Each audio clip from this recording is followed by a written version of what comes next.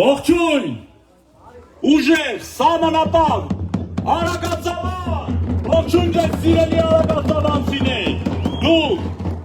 ձեր ամենօրյա ծանր աշխատանքով, ձեր ներկայությամբ շեն ու անառիկ եք պահում մեր հայրենիքի այս կարևոր հատվածը։ Մենք այսօր արագածավանում ենք, որովհետև ուժեղ Հայաստան դաշինքի համար հզոր պետության հիմքերը սկսվում են հենց սահմանային համայնքների ամրացումից, գյուղացու մեջքը ուղղելուց եւ նրան արժանապատիվ կյանքի պայմաններ բերելուց։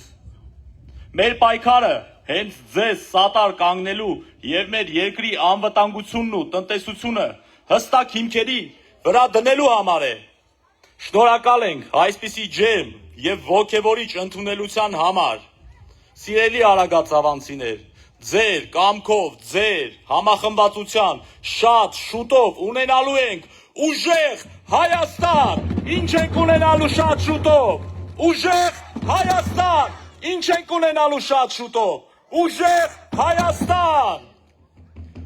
Մեր քաղաքական հանդիպման բովանդակային խոսքի համար հարթակը տրամադրում ենք մեր թիմի իրավական ուղղության պատասխանատու անարդարությունների դեմ անդադար պայքարող գործիչ ուժեղ Հայաստան դաշինքի խորհրդի անդամ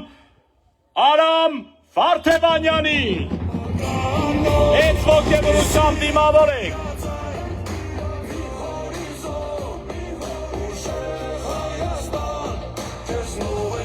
Սիրելի հայրենակիցներ, պարոն Վարդևանյանը դեռ ճանապարհին է, առայժմ չի մոտեցել, բայց ուժեղ Հայաստանը շատ մոտ է։ Ինչ ենք ունենալու ուժեղ Հայաստանի կայացման գործում մեծ փոփոխություններ, մեծ դրական եւ կարեւոր փոփոխություններ, որոնք գալու են ձեր ընտանիք, ձեր տուն, ձեր փողոցներ, ձեր բակեր, գալու են կենսամակարդակի շոշափելի դրական արդյունքներով։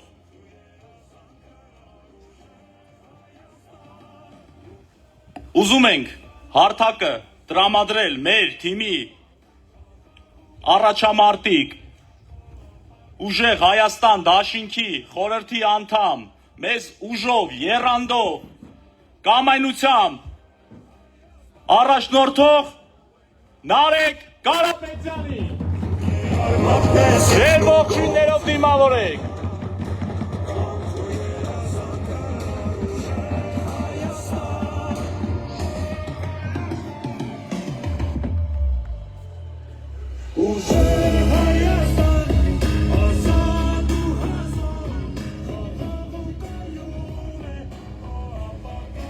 Սիրելի արագածավանցիներ, ողջունում եմ ձեզ։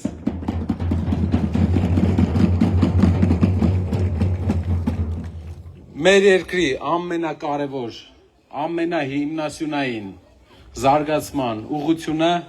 դա մեր համայնքների զարգացումն է, մարդկանց բարեկեցությունն է։ Այս արտահայտությունը կարող է հնչի շատ քաղաքական, բայց հիմքում ինչ ենք ուզում ասենք։ Հայաստանում գյուղացին, Հայաստանում Ավանի բնակիչը, որովհետև արագածավանը չեմ կարողանում գյուղ ասեմ, ոնց որ Ավանա, քաղաքատիպ Ավանա, տենց է, չէ՞։ Ավանի բնակիչը ճանապարհից գալուց ես ինչ էի տեսնում, հեկտարներով ծիրանի այգիներ, ու ոգևորվում էի ծիրանի այգիներից, որ մարդիկ մշակում էին հողը, բայց ես գիտեմ, թե ինչ բարդություն դուք ունեք ծիրանի իրացման գործում, ամենամեծ բարդությունը, որ կա, սեզոնի ժամանակ երկրում ու ընդհանրապես այս տարածաշրջանում չկա մթերման կայան, ու երբ ծիրանը ստանում եք, վաճառքի խնդիր է լինում, գները իջնում են, մարդկանց տուն գումար չի գնում։ Մենք պետք է կարողանանք ճիշտ որոշում կայացնենք, թե ինչպես լուծենք այդ հարցը գյուղացիների համար, գյուղատնտեսությամբ զբաղվողների համար։ Մեր առաջարկն է մթերման կայան մեր հայրենիքում։ Ինչա մթերման կայանը։ Հայաստանի բոլոր շրջաններում տեղակայվում են հատուկ սառնարաններ, որոնք գնում են գյուղատնտեսությունով զբաղվողի բերքը նախապես նշած գնով եւ արտահանում են իրենց պայմանագրերով դուրս լավ գներով։ Արագածավանի ծիրանը հասնում է Հայաստանում ամենաուշերից մեկը եւ արդեն գները թանկացած են լինում այն շուկաներում, որտեղ պետք է վաճառեն, օրինակ Ռուսաստանում։ Մենք պետք է մթերման կայանը վերցնի 10 օր, 15 օր պահի հատուկ տեսակի սառնարաններում եւ արտանելով Ռուսաստան բավական թանկ գնով վաճառի։ Դրա արդյունքում գյուղացուց մթերված ծիրանը թանկ գին է ունենալու։ Մենք էլ ստիպված չենք լինելու 100, 120, 150 դրամով ծիրան վաճառենք։ Կկարողանանք վերջապես Հայաստանը վաճառի այն գնով, ինչով որ իրապես դրսում առնում են։ Ու դրսում մի քանի անգամ թանկ գին է։ Ուղղակի լարսի խնդիր կա, մթերման խնդիր կա։ Մթերման կայանով մթերումը կլուծենք տարածաշրջանում, որպեսզի գնի պետության երաշխավորությամբ լավ գնով, լարսի խնդիրն է մենք երաշխավորում ենք, որ լուծվելու է արագ, որպեսզի բերքը հեշտ գնա։ Ինչ եք կարծում, ճիշտ լուծում է գյուղատնտեսության համար։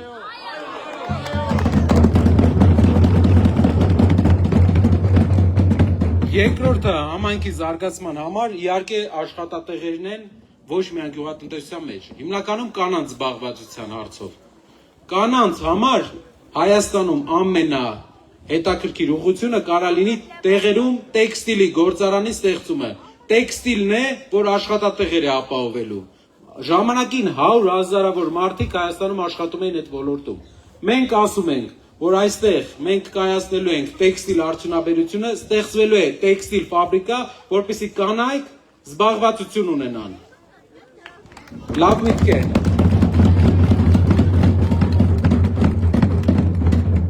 Սիրելի արագածավանցիներ, մենք նաև այցելելով համայնք, առաջինը այցելեցինք Հայաստանի համար իրենց արունը տված զինվորների հուշակոթողին։ Երեք մեր հայրենիքի պաշտպանության նախարարը, չնայած շատ դժվար է պաշտպանության նախարար անվանել այն մարդուն, այսօրվա մարդուն, որտեղ եթե իրեն համեմատենք մեր Վազգեն Սարգսյանի հետ, կտեսնենք, որ շատ տարօրինակ տեղ ենք հասել մենք։ 20 տարվա մեջ Վազգենի աթոռին նստած է չգիտես ով։ Բայց երեք մի հայտարարություն է արել, ասել է, որ ինչու չենք մենք մահացել պատերազմում։ Ես, իմ եղբայրները, մի 2 օր առաջ էլ դրանից Հայաստանի վարչապետն էր նույն հայտարարությունը արել, ասել էր ինչու արցախցիները չեն մահացել։ Իրենք միշտ խոսում են մահերից, իրենք բերում են մահեր, քաջ մարտիկները, որոնք կռվել են Հայաստանի համար, որոնք իրենց արյուն են տվել, երբ իրենք գալիս են համայնքներ, անգամ չեն գնում այդ մարտիկների հուշակոթողը հարգելու։ Երբ այդ մարտիկների ծնողները եռաբլուրում փորձում են հարց բարձրացնել, քաշքշում են, իրենք մեր երկրում բերում են մենակ բացասական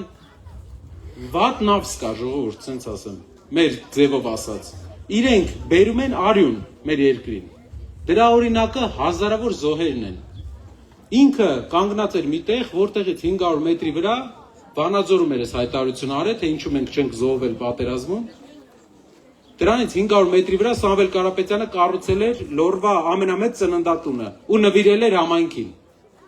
Մենք կյանքի մասին ենք խոսում, ծնունդի մասին ենք խոսում, գյուղատնտեսության մասին ենք խոսում, զարգացման մասին ենք խոսում։ Իրանք խոսում են զոհվելու մահի մասին։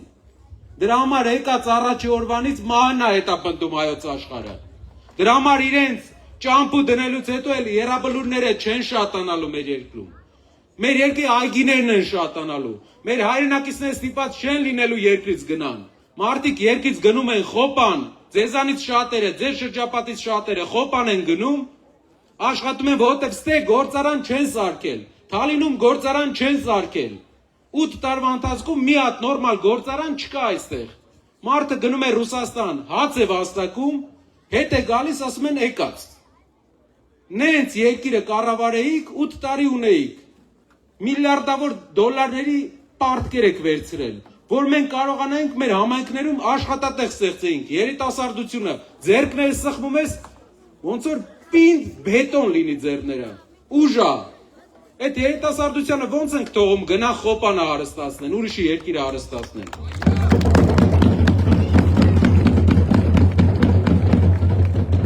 Այդ բազուկները Հայաստանն են հարստացնելու։ Ու Հայաստանը հարստանալու ամենամեծ շանս ունի։ իրենք հյուսիսում սառը երկրները կարեցել են հարստանան, մեր այս բերք ու բարիքով լի հայրենիքը ոնց չի կարա հարստանա։ Մենակ մեզ պետքա վարժ առաջնորդ, մեզ պետքա առաջնորդ, ով երկին վերաբերում է որպես, հերը կգա տուն, կասի խիչես գնացե զովել, հերը կգա տուն, կանանց վրա ճվճվա, կարող է մի անգամ նենց ջղայնանա, բայց նենց չի ամեն օր։ Այս մարդը մեզ որպես երկիր հայր չի վերաբերվում, վերաբերվում է որպես երկիր մտած 18 տարեկան չկայացած էակ։ Մեր երկրին հայրա պետք, հայրաբար, եղբայրաբար մոտեցող մարդա պետք, ով կստեղծի այդ աշխատատեղերը, չի թողի մեր ժողովուրդը գնա դուրս, այլ կաշխատի հայոց երկրի համար, որ այդ բազուկները, որ այսօր ես ձեզ բարևում էի, բետոնի նման, Հայաստանը ուժեղացնեն, ոչ թե օտար երկրները։ Շնորհակալ եմ ձեզ հյուրընկալության համար։ Իրար հետ ունենալու ենք ուժեղ արագածավան, ունենալու ենք ուժեղ արագածոտնի մարզ եւ դրա պատճառով էլ ունենալու ենք ուժեղ Հայաստան։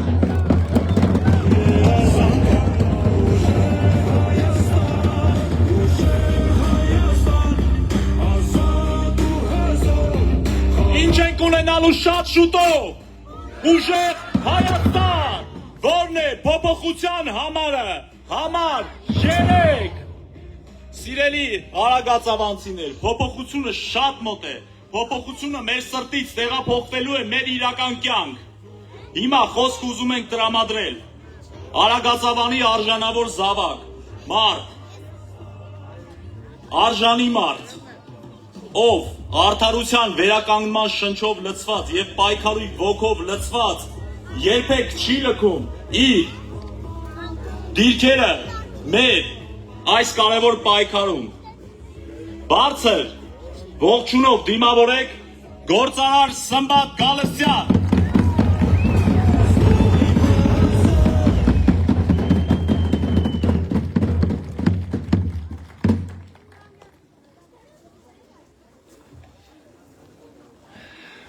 Հարգելի համագյուղացիներ, սիրելի բարեկամներ, ընկերներ։ Խոսքը պատրաստված չի։ Կարապետյանների ընտանիքի մասին կարծում եմ ես չէ, որ պետք է ներկայացնեմ, բոլորս գիտենք։ Իրանց ամբողջ կյանքը, կենսագրությունը, արժանապատիվ անցած ճանապարհը։ Այսօր մեր երկիրը մի իրավիճակի մեջ է, որ իրականում մեզ ուժեղ առաջնորդ է պետք։ Տղամարդկային հատկանիշներով օժտված, տնտեսական ունակություններով օժտված։ Կարապետյաններն իրանց ամբողջ կյանքում արարել են, ստեղծել են, բարիք են ստեղծել եւ մեծ բարեգործություններ են արել։ Մեզնից շատերը դրանց մասին տեղյակ չէին, որտեղ իրանք այդ բարեգործությունը արել են զուտ բարեգործություն անելու համար, ոչ ներկայացնելու։ Ես որպես Արագածավանում մեծացած Արագածավանի զավակ բոլորիցդ խնդրում եմ, մեր ձայնը տանք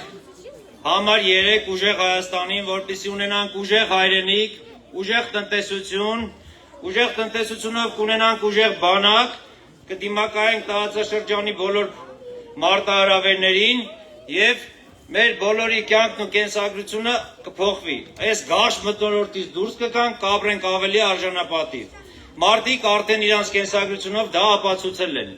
Պետք է միահամուռ բոլորս մասնակցենք ընտրություններին, ամենակարևորը մասնակցությունն է, եւ ես ձեզ խնդրում եմ, մեր ձայնը տանք Սամվել Կարապետյանին։ Այսքանը, ավելացնելու բան չունենք։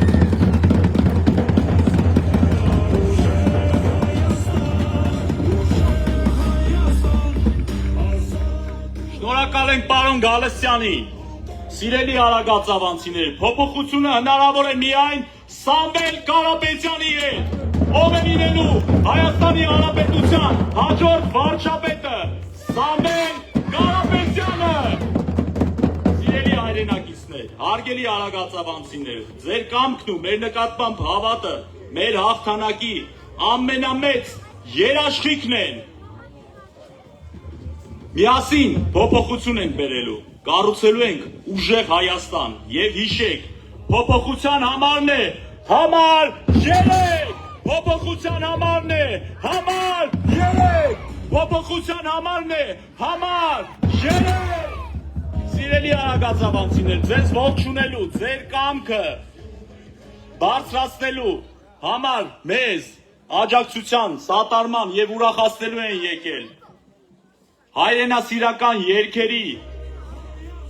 կատարողներ, ովքեր միշտ բարձր են պահել աշխարհի տարբեր բեմերում հայի անունը, հայ դրոշը եւ հայկական ինքնությունը բարձր ծափողջուններով դիմավորեք Գևորգ եւ Դավիթ Խաչատրյաններ։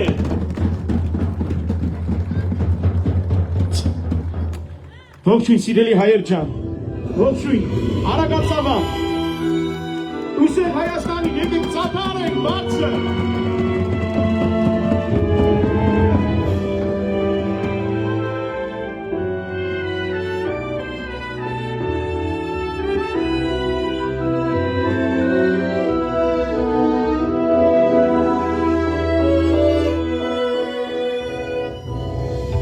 Դուրն ես դու բացել հավերջ գարունքի բարդ ես դարձել Հայաստան լեռն ես մեր փառքի ու մեր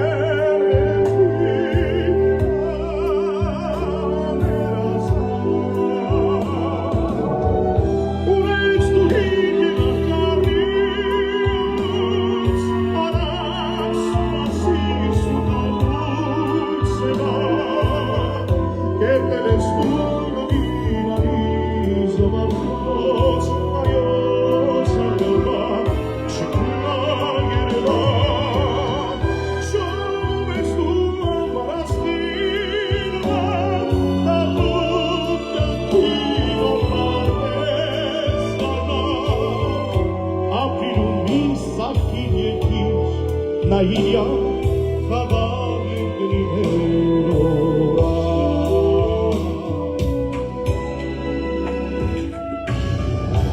Դեր ես դու հարնում, դարնում մանանի Շում չես տալիս դերների Դու մեր նոր կամքի